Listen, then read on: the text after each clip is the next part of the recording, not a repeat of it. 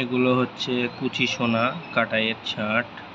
এগুলো আস্তে আস্তে মুচিতে ভরে দেওয়া হচ্ছে।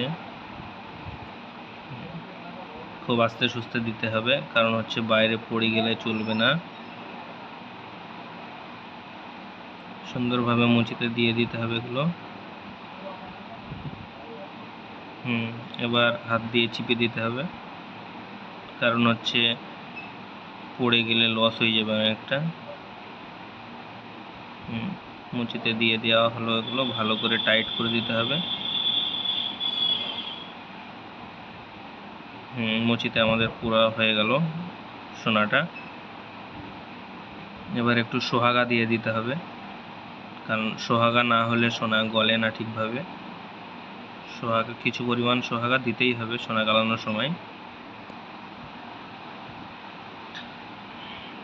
দেওয়া হয়ে গেল। এবার আমাদের মুচিটা চিমটি করে ধরতে হবে। ধরার পরে আমাদের কারেন্টের যে হিটার, ওই হিটারের মধ্যে পুরে দিতে হবে।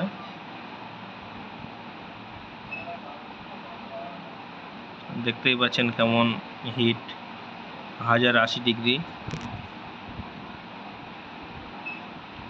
কিছুক্ষণ রেখে দিতে হবে, মিনিমাম 5 থেকে 6 মিনিট।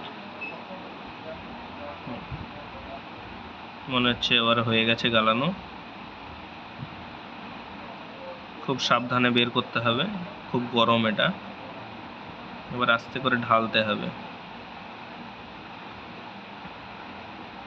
সোনাটা 2 টুকরো হয়ে গেছে, কোনো অসুবিধা নেই, কারণ হচ্ছে কেটেই কাজ করতে হয়। যাই হোক, ঠিকভাবে হলো না ওটা।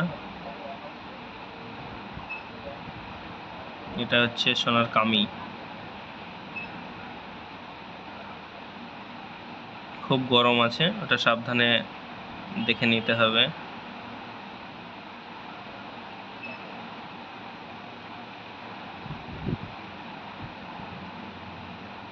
এটা জলে দিতে হবে, খুব গরম হচ্ছে, কিংবা রেখে দিলেও চলবে, কিছুক্ষণ পরে হাত দেওয়া যাবে। এগুলো হচ্ছে সোনার কামি বলা হয় এগুলোকে।